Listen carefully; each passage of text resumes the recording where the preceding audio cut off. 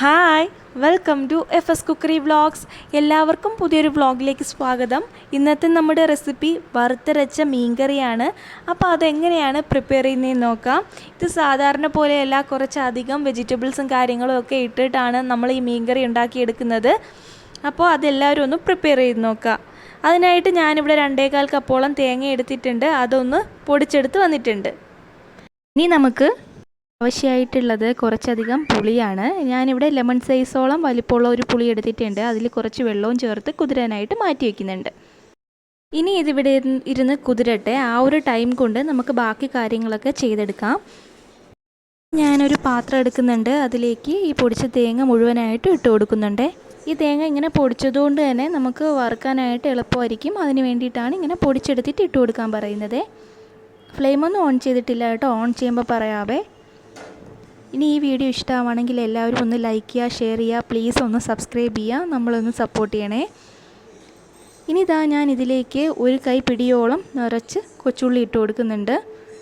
ഇതിലേക്ക് 1.5 table spoon പെരിഞ്ചീരകവും 1 table spoon കുരുമുളക്, 1 table സ്പൂണോളം മല്ലി, ഇത്രയാണ് ഞാൻ ഇതിനകത്ത് ചേർത്ത് കൊടുക്കുന്നത്. ഇത് ഇത്രയും ചേർത്തതിന് ശേഷമാണ് ഞാൻ ഇതിനകത്തോട്ട് കറിവേപ്പില ഇട്ട് കൊടുക്കുന്നത്.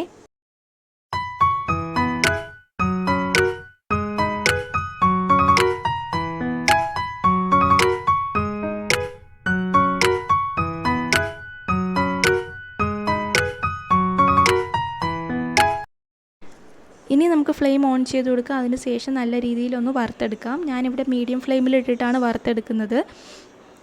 മീഡിയം ഫ്ലെയിമിലിട്ടിട്ട് വറുത്തെടുക്കുമ്പോൾ കൈ എടുക്കാണ്ട് വേണം വറുത്തെടുക്കാനായിട്ട്, ഇല്ലെങ്കിൽ തേങ്ങ മുഴുവനായിട്ട് കരിഞ്ഞു പോകും. അപ്പോൾ നമ്മുടെ കറി നന്നാവില്ല. ഇങ്ങനെ പറ്റാത്തവർ ലോ ഫ്ലെയിമിൽ വെച്ചിട്ട് വറുത്തെടുത്താൽ മതി. കുറച്ചധികം നേരം ആവുമെന്ന് മാത്രമേ ഉള്ളൂ.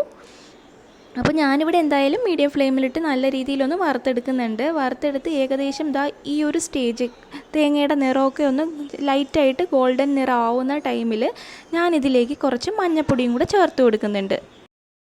ഇനി മഞ്ഞൾപ്പൊടി ഇടുന്ന ടൈമിൽ ലോ ഫ്ലെയിമിലാക്കി വെച്ചിട്ട് വേണം മഞ്ഞൾപ്പൊടി ഇട്ട് കൊടുക്കാനേ. അതിന് ശേഷം നല്ല രീതിയിലൊന്ന് വറുത്തെടുക്കുക.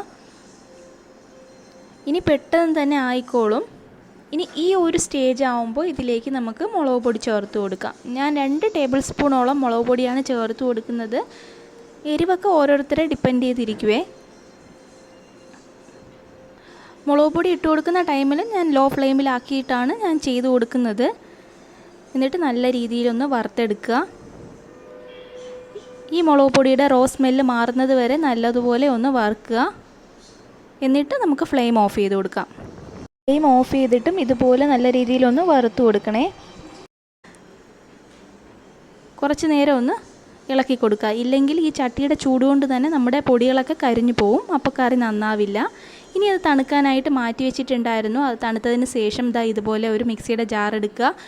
ഇതുപോലെ അരപ്പ് നല്ല പേസ്റ്റ് രൂപത്തിൽ കുറച്ച് വെള്ളവും ചേർത്ത് അരച്ചെടുക്കുക.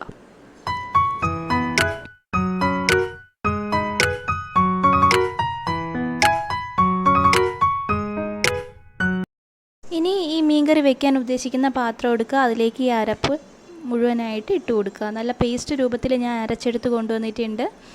ഇനി ആ മിക്സിയുടെ ജാറിൽ കുറച്ച് വെള്ളവും ചേർത്ത് അതൊന്ന് കലക്കി ഇതിനകത്തോട്ടൊന്ന് ഒഴിച്ചു കൊടുക്കുക.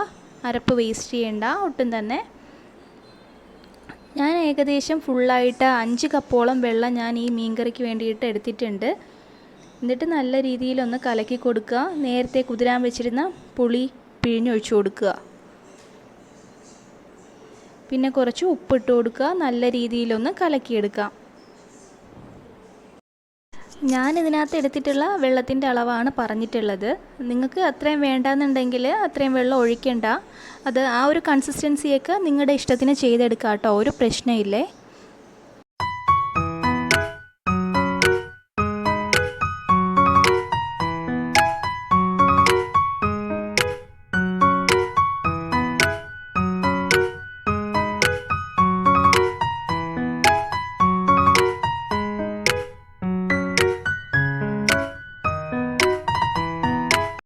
എന്തായാലും ഈ ഒരു കൺസിസ്റ്റൻസിയിലാണ് ഈ അരപ്പ് ചെയ്തെടുത്തിട്ടുള്ളത്.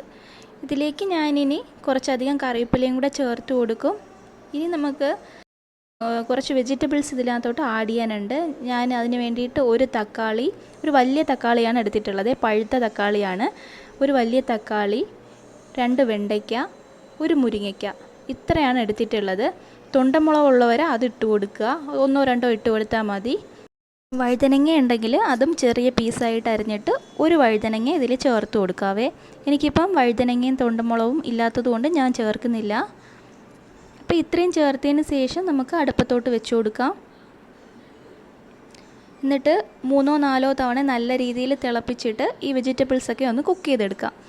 ഈ വെജിറ്റബിളൊക്കെ നല്ല രീതിയിൽ കുക്കായുന്നുണ്ടെന്ന് ഉറപ്പ് വരുത്തിയതിന് ശേഷം മാത്രമേ നമുക്ക് മീൻ ആഡ് ചെയ്ത് കൊടുക്കാൻ പാടുള്ളൂ കേട്ടോ. നല്ല രീതിയിൽ തിളപ്പിക്കണേ. ഞാൻ ഹൈ ഫ്ലെയിമിൽ വെച്ചിട്ട് തന്നെയാണ് ഇത് തിളപ്പിച്ചെടുക്കുന്നത്. അങ്ങനെ തന്നെയാണ് ഈ വെജിറ്റബിൾസ് കുക്ക് ചെയ്തെടുക്കുന്നത്. ഈ ഒരു അരപ്പിന് ചൂര, അതുപോലെ കണ്ണൻകൊഴിയാള, ശീലാവ് ഇതുപോലുള്ള മീനാണ് ഏറ്റവും നല്ലത്. ഇങ്ങനത്തെ മീൻ കിട്ടുമ്പോൾ ഇതുപോലെ ഒന്ന് ട്രൈ ചെയ്ത് നോക്കുക. എന്നിട്ട് നിങ്ങളുടെ ഫീഡ്ബാക്ക് എന്നെ അറിയിക്കുക. നല്ല ടേസ്റ്റി ആയിട്ടുള്ളൊരു കറിയാണ്. അപ്പോൾ എന്നും ഒരുപോലെ വെച്ച് നോക്കാതെ ഇതുപോലെയൊക്കെ മാറ്റി വെച്ച് നോക്കുക. എല്ലാവർക്കും ഇഷ്ടപ്പെടുന്ന ഒരു ടേസ്റ്റാണ്, നല്ല കറിയാണ്. ഞാനിതിൽ കുറച്ച് ഒരു ടീസ്പൂണോളം ഉലുവ ചേർത്ത് കൊടുക്കുന്നുണ്ട്. ഇത് ചേർത്ത് കൊടുത്തില്ലെങ്കിലും പ്രശ്നമൊന്നുമില്ല. എന്നിട്ട് അടച്ചു വെച്ച് നല്ല രീതിയിലൊന്ന് കുക്ക് ചെയ്തെടുക്കുന്നുണ്ട്. അപ്പോഴേക്കും നമ്മുടെ വെജിറ്റബിൾസൊക്കെ നല്ല രീതിയിൽ കുക്കായിട്ടുണ്ടാവും. ഇനി ഇതിലേക്ക് നേരത്തെ കഴുകി വൃത്തിയാക്കി വെച്ച മീൻ ചേർത്ത് കൊടുക്കാം. ഞാനിവിടെ ശീലാവ് മീനാണ് ഇന്ന് എടുത്തിട്ടുള്ളത്. അതും കൂടി ഇട്ട് കൊടുക്കുന്നുണ്ട്. എന്നിട്ട് മീൻ ഇട്ട് കൊടുത്തിട്ട് 5 മിനിറ്റോളം ഹൈ ഫ്ലെയിമിലിട്ട് കുക്ക് ചെയ്യും. എന്നിട്ട് 10 മിനിറ്റോളം ലോ ഫ്ലെയിമിലിട്ട് കുക്ക് ചെയ്തെടുക്കും. ഇതുപോലെയാണ് അടച്ച് വെക്കുന്നത്. ഇല്ലെങ്കിൽ കറി മൊത്തം തിളച്ച് തൂവേ.